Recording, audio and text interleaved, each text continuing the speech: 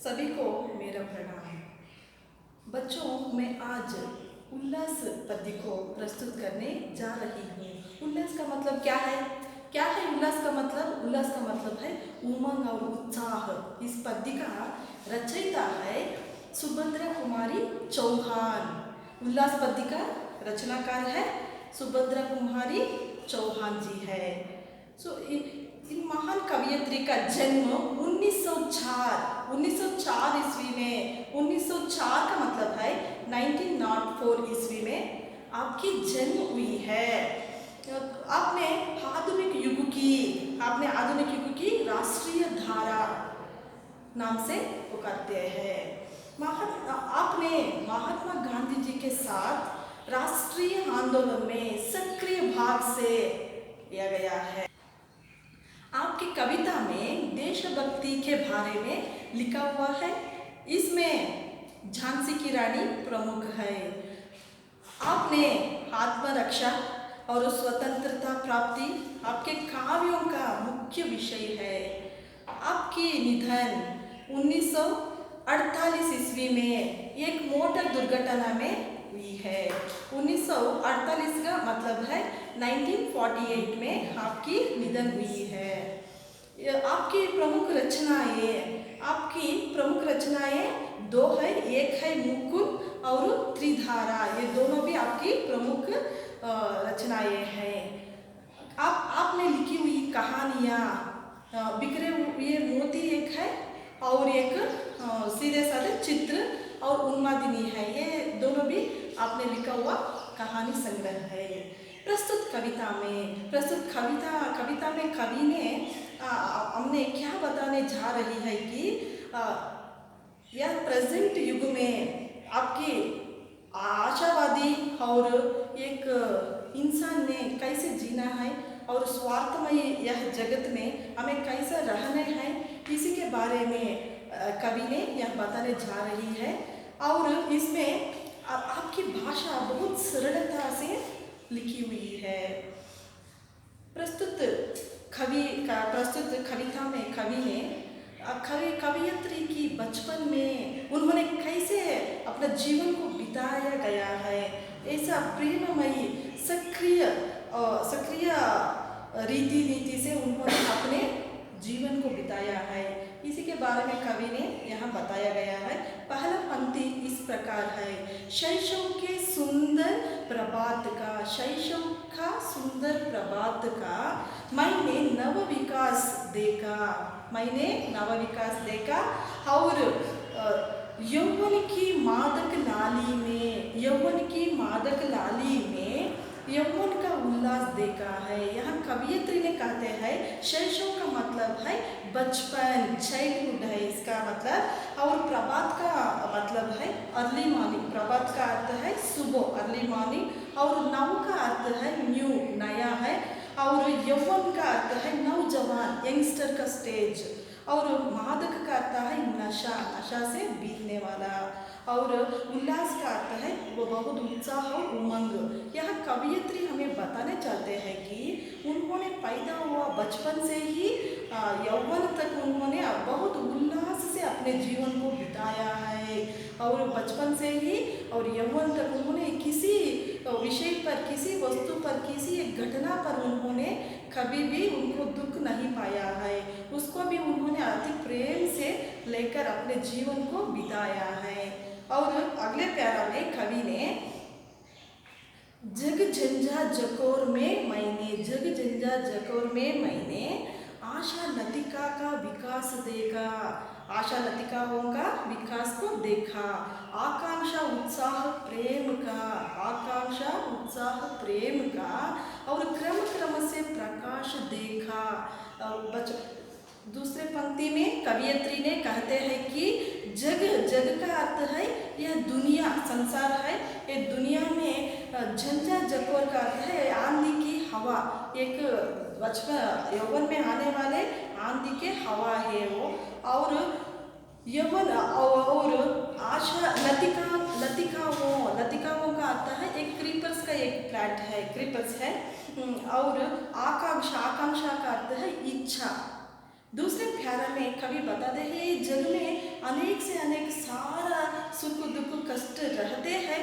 ऐसा हानियों के हवा में, ऐसा ऐसा स्थितियों के हवा में भी मैंने मेरा मन में आशाओं का लताएं कैसे चलती है धरती पर, उस तरह मेरे मन में रहने वाले आशा एक क्रीपर्स के जैसे जाते थे।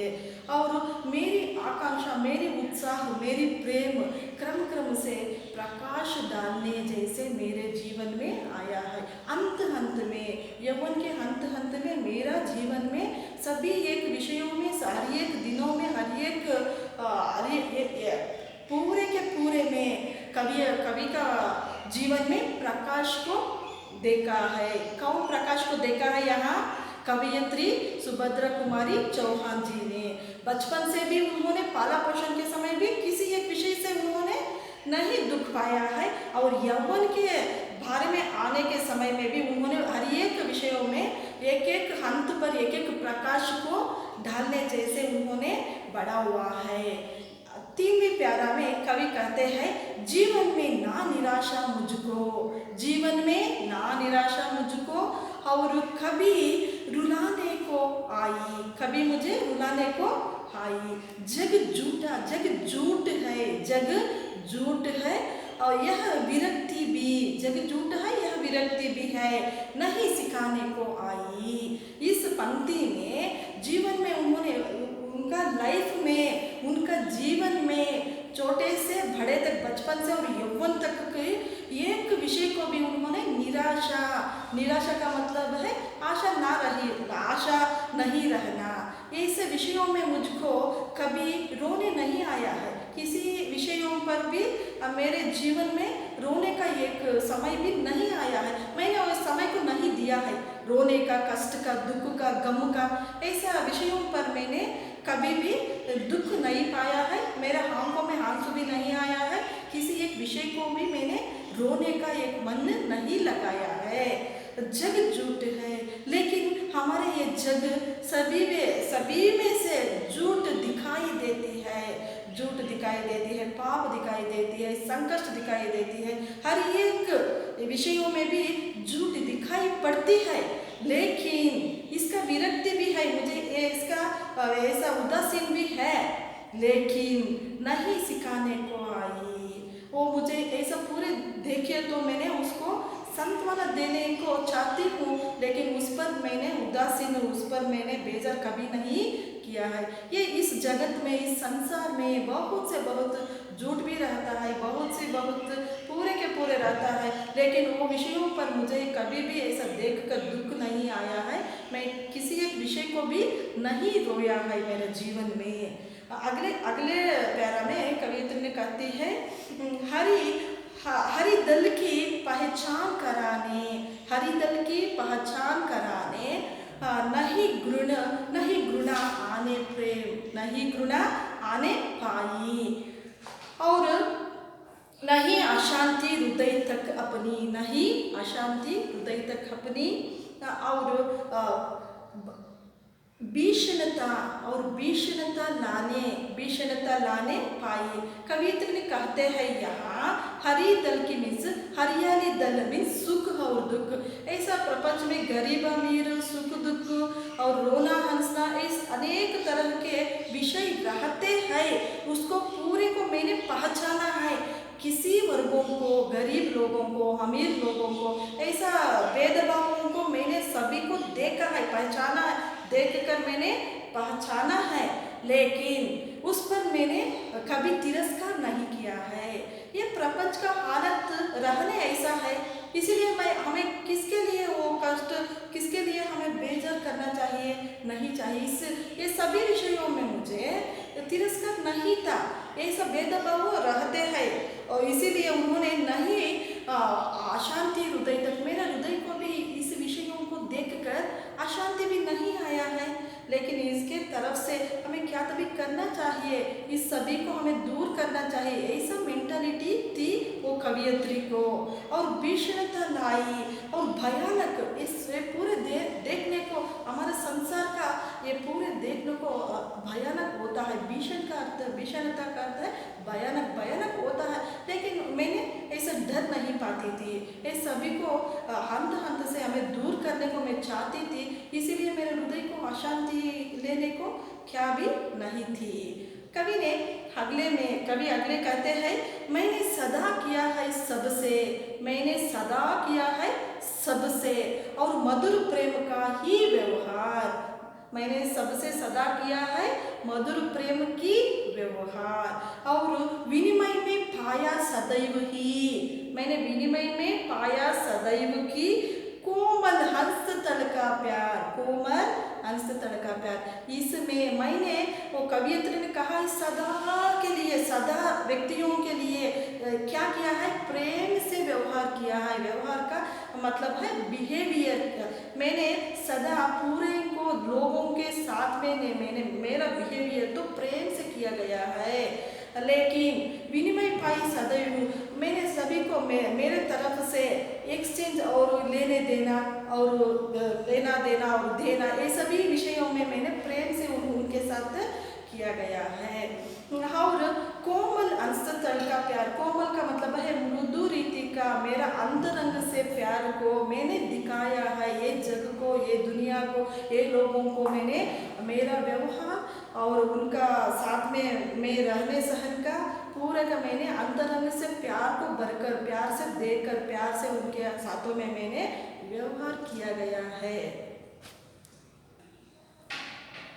कवियत्री ने अगले प्यारा में मैं हूँ प्रेममय जग दिखना, मैं हूँ प्रेममय जग दिखना और मुझे प्रेम का पारावार, मुझे प्रेम का पारावार और बड़ा प्रेम से मेरा जीवन, बड़ा प्रेम से मेरा जीवन लुटा रहा है निर्मल प्यार। एक पंक्ति में कवियत्री ने मेरा जीवन में प्रेममय से मैंने ये जग को देखा है, मेरा आंखों में हमारा जगत तो बहुत प्रेममय जैसा दिखा रहा है। मुझे प्रेम का पारावार कैसा दिखा रहा है कि ये जगत, ये संसार एक समुद्र, प्रेम का समुद्र जैसा मेरा आंखों को दिखा रहा है और मेरा प्रेम से मेरा जीवन, इस प्रेम का समुद्र में मेरा जीवन रहने है ना, ये जीवन भी मुझे बहुत प्यारा लगता है और लुटा रहा निर्मल प्यार। मैं उसके बदले क्या करता हूँ, मेरा निर्मल प्यार को उस समुद्र प्यार में मैं मिलाकर जीने को चाहता हूँ। इस पंक्ति में कवि ने मेरा जीवन में बहुत से बहुत प्रेम से मैंने बीता है, लेकिन उनका जीवन में भी कष्ट सुख पूरे हैं। ये उन्होंने कष्टों को भी अति प्रेम से स्वीकार कर ये कष्ट को दूर भगाया है और चिंता रहते हैं, वो चिंता को क्या प्रेम से स्वीकार करती है। कवियत्री ने अति मधुर प्रेम से स्वीकार करके वो चिंता को दूर करती है। इसी तरह अपने जीवन में आने वाले हर एक नकारात्मक विषयों को कवियत्री ने प्यार से दूर किया है, इसीलिए उनका जीवन सभी में प्यार दिख रहा है। ये संसार भी उनको आंखों में एक प्यार भरा समुद्र जैसा दिखा रहा है। इसीलिए उन्होंने हर एक विषयों में, हर एक क्षणों में भी उन्होंने अपना तिरस्कार विषयों को, कष्ट विषयों को, घृणा विषयों को दूर करके प्यार को स्वीकार किया है। इसीलिए उनका जीवन प्रेममय है। अंतिम प्यारा में कवियत्री ने मैंने कभी रोई जीवन में, मैंने कभी रोई नहीं जीवन में और रोता दिखाना या संसार, रोता ना दिखाई ये संसार मुझे। मृदुल प्रेम के ही गिरते हैं आंखों से आंसू दो चार। कवियत्री ने इस पंक्ति में कहती है मैंने कभी रोई हुई जीवन को नहीं देखा है, मेरा जीवन में एक दिन एक क्षण भी मैंने नहीं रोया है। क्यों रोना चाहिए? रोने से हमारा व्यवस्था, हमारा प्रॉब्लम्स को क्लियर नहीं होता है। इसलिए हमें वो समय में हमें कष्ट जीने के लिए मन को हमें प्राप्ति करनी चाहिए। इसी तरह कवियत्री ने हर एक कष्टों के दिनों में उन्होंने उनके प्यार भरा मन से वो दूर करती थी और ये संसार भी, ये जगत भी, उनको ये दुनिया भी उनके रोने जैसे नहीं दिखाया है। कभी भी हमारा जगत भी उनके आंखों में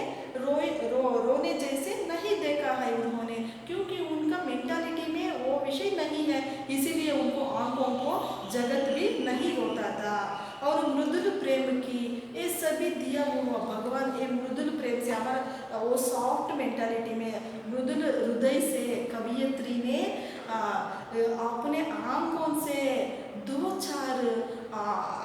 चार आंसू गिरते हैं। ये प्रेम बरसे, ये सभी को देखकर कवयित्री ने अपने प्रेम से, प्रेम भर जगत को देखकर अपने आंखों में प्यार से मृदुल में मनोभाव से दो चार आंसू को बहती है। कवयित्री ने इस पद्य का संदेश क्या बताने जा रही है कि हमारे जीवन, हर एक जीवन में भी संकट आते हैं, उसको हमें सकारात्मक रीति से एक्सेप्ट करना चाहिए, लेना चाहिए। हम कभी भी दुख मत करनी चाहिए। दुखों का विषय आता है, ये इस संसार का सृष्टि का नियम है, सुख दुख और पूरे संसार का सृष्टि का नियम है। हमें कैसे लेता है हमारा मेंटालिटी में, हमारे मन के ऊपर वो निर्धारित होता है। इसीलिए हर एक विषय को भी हमें सकारात्मक रीति से सोचनी चाहिए, तब हमारा जीवन भी उल्लास से रहता है। यही कवयित्री की आशा है। बच्चों, मैं ये क्लास आज की क्लास समाप्त करती हूँ। धन्यवाद।